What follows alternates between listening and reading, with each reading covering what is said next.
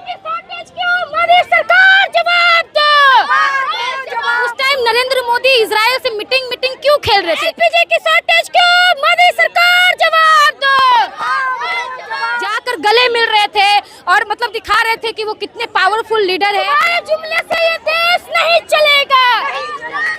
तो उनका पावर तो आज दिख गया ना कि वो एक देश को नहीं मना पा रहे। मोदी तेरी तानाशाही नहीं चलेगी कि उनके वो सिप को वो मतलब पास से पास करवा पा रहे।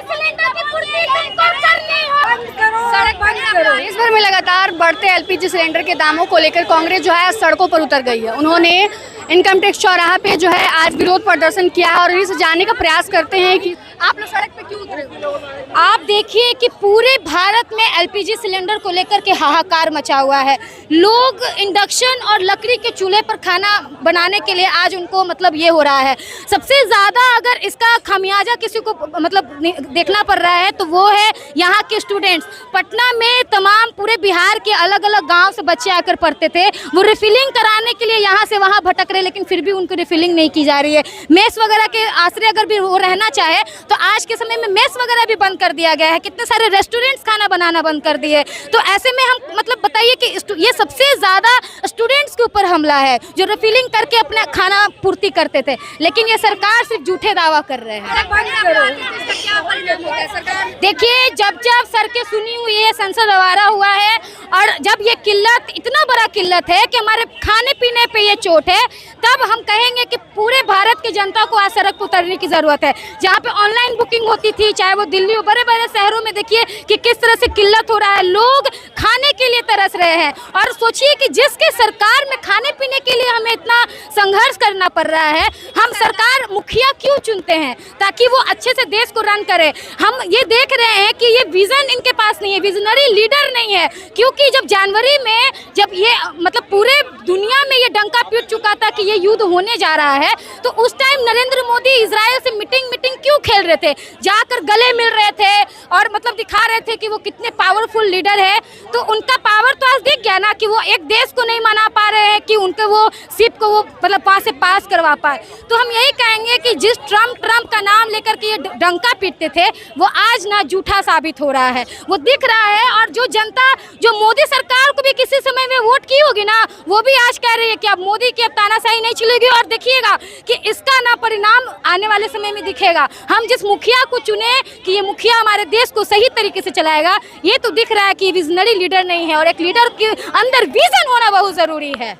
आप लोग कह रहे हैं कि गैस सिलेंडर की कीमतों में लगातार बढ़ोतरी हो रही है, गैस की कमी है, लेकिन सरकार ये लगातार कह रही है कि देश में स्थिति जो है वो स्थिर बनी। आप देखिए ना, उसके अलग अलग ट्वीट्स चल रहे हैं। ये अलग अलग खुद मोदी जी ये कह रहे हैं कि प्रोपेगेंडा फैलाया जा रहा है, कोई कमी नहीं है, कोई किल्लत नहीं है। लेकिन आप जाके सारे एजेंसियों में जाके लाइन देखिए, अब तो फ़ोन से बुकिंग होती थी, वो फ़ोन से बुकिंग नहीं हो रही है। लंबी लंबी लाइनें हैं। एक तो महाराष्ट्र में जो एक बुजुर्ग हार्ट अटैक की वजह से लाइन में लगने की वजह से मर गए।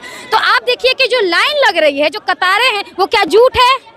जो महिलाएं जो घर में लकड़ियों पे खाना बना रही है, क्या वो झूठ है? जो स्टूडेंट्स यहाँ से पलायन करके अपने घर वापस जा रहे हैं, क्या वो झूठ है? मेरा पटना में मकान है, मेरे आस पड़ोस के बहुत सारे ऐसे लोग हैं जो अपने घर वापस जा रहे हैं क्योंकि वो अपने बच्चों के लिए यहाँ पे गैस नहीं उपलब्ध करा पा रहे, जिसकी वजह से वो खाना नहीं खा पा रहे। तो बताइए कि क्या झूठ है? ये आंकड़े झूठ है? क्या ये लोग झूठ बोल रहे हैं? आंकड़ों की बात करें तो अब गैस सिलेंडर बुकिंग जो है लगातार बढ़ रहे हैं। तो बढ़ेगा ही ना भाई। जिसके घर में गैस सिलेंडर की कमी है वो तो बुकिंग करेगी ना।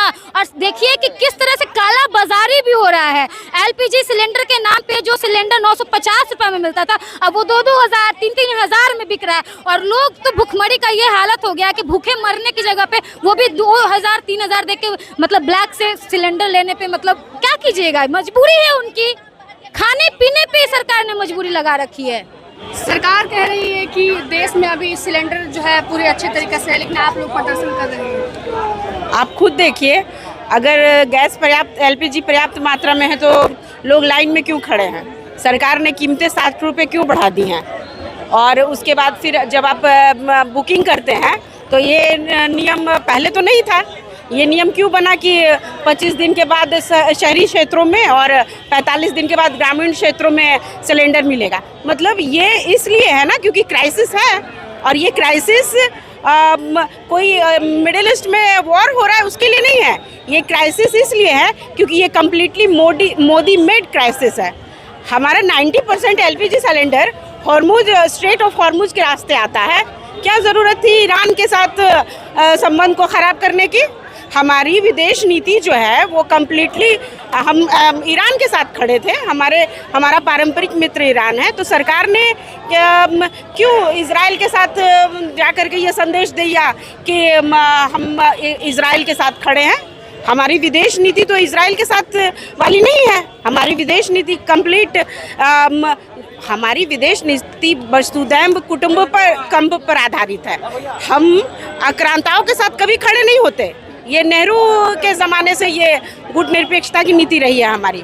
तो इसीलिए अगर ये सारा जो संकट है देश में, तो कम्प्लीटली ये सरकार का मैनेजमेंट की कमी है। सरकार क्राइसिस में लोगों को डालने की पुरानी मोदी सरकार की आदत रही है। आप याद, कहीं ना कहीं लगता है आपको सरकार झूठ बोल रही है कि देश में सब कुछ अभी ठीक है? सरकार शुरू से झूठ बोलती है और कोई जवाबदेही नहीं है। आप सोचिए कि संसदीय लोकतंत्र के इतिहास में पहली बार हुआ पूरी दुनिया में कि मुख्यमंत्री, ये प्रधानमंत्री जो नेता सदन है, उनको पार्लियामेंट में बुलाने के लिए, सदन में बुलाने के लिए नो कॉन्फिडेंस मोशन लाना पड़ता है विपक्ष को। तो जवाबदेही तो कहीं है नहीं। मोदी जी सिर्फ चुनाव प्रचार में घूम दिखते हैं या तो मन की बात करते हैं। लोग लाइन में खड़े हैं, गरीब, युवा, वंचित, सामुदायिक रसोई बंद है, कॉमर्शियल सिलेंडर्स बंद है, जिसके चलते होटल बंद हैं। 50 से 60% होटल कारोबार ठप पड़ा हुआ है। तमाम लोगों से हमने बात करने की कोशिश की है किस प्रकार से वो अपना जो है विरोध प्रदर्शन सड़कों पर उतर कर रहे हैं, उनसे बात कर। फिलहाल की इस खबर में इतना है। अब इस वीडियो को लेकर क्या सोचते कमेंट करके जरूर बताइएगा। धन्यवाद।